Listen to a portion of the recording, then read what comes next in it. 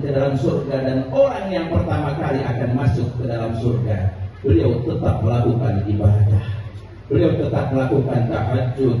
Dengan susah payah beliau bangun malam sampai kaki-kaki beliau bengkak. Dengan susah payah beliau menuntun umat sampai perut beliau diikat dan diganjal dengan batu. Jadi ini adalah teladan baginda Nabi Muhammad SAW. Jangan sampai kita yang mengaku sebagai umatnya Nabi Muhammad, yang mengaku sebagai orang yang mencintai Nabi Muhammad, tetapi kita jauh dari tuntunan Nabi Muhammad SAW. Islam tidak akan bangkit begitu saja. Islam tidak akan kuat begitu saja tanpa kita mulai dari diri kita sendiri. Coba kita kembali, kita tengok kepada keluarga kita, kita tengok kepada diri kita, akan ketaatan kita kepada Allah. Sudahkah kita melakukan sholat dengan baik? Sudahkah kita melakukan sholat tepat pada waktunya? Sudahkah kita berniaga dengan baik? Tidak ada sesuatu yang merugikan ataupun tidak mencurangi dari timbangan-timbangan yang kita lakukan kepada para pembeli. Sudahkah kita bertutur kata yang baik? Sudahkah kita didik anak-anak kita dengan baik, dengan akhlaknya baginda Nabi Muhammad SAW? Jangan sampai kita lupa, kita hidup di muka bumi ini sebentar dan sementara. Dunia ini fana, dunia ini sebentar saja. Jangan sampai terbuai dengan dunia dan gemerlapnya dunia.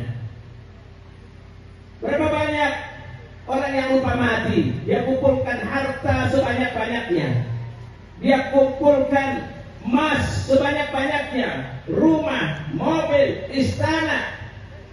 Dia lupa kalau dia akan dipanggil oleh Allah.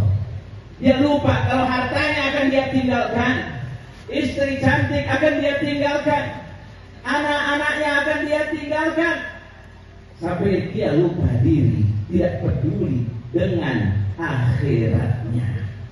Ya, kalau sampai ajal tiba, kita tidak siap, apa yang akan terjadi pada diri kita nanti di akhirat? Coba kita contoh almarhum, indah sekali. Sebelum meninggal sudah minta dibersihkan pakaiannya, disucikan pakaiannya, sholat maghrib dan isya di jamak, membaca Ratibul Attos merupakan warisan dari kakek beliau Al-Habib Umar bin Abdurrahman Al-Attos. Dan diriwayatkan siapapun orang yang melazimi membaca Ratibul Attos dan Ratibul Haddad selama 40 hari, maka jika dipanggil oleh Allah, dia mati dalam keadaan husnul khatimah. Ya, maka dari itu kita semua yang mengaku sebagai murid beliau, mengaku sebagai pecinta beliau, kita amalkan bacaan Ratibul Attos. Ratibul Attos, Ratibul Haddad ini sebagai penjagaan untuk diri kita.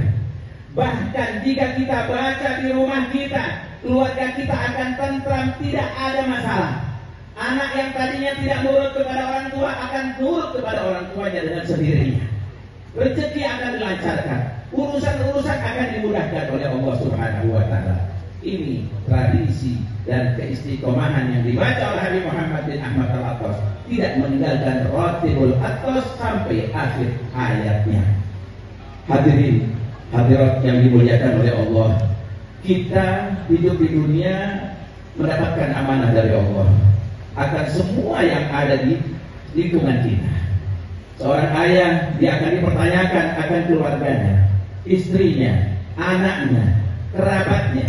Seorang ibu akan dipertanyakan tentang anak-anaknya, dan kita sendiri akan dipertanyakan akan diri kita. Dan yang terpenting, kita saat ini harus dapat bersinergi dengan sesama, berbaik sangka dengan sesama, bersihkan hati kita kepada Allah, hati kita kepada Rasulullah, hati kita kepada umat baginda Nabi Muhammad.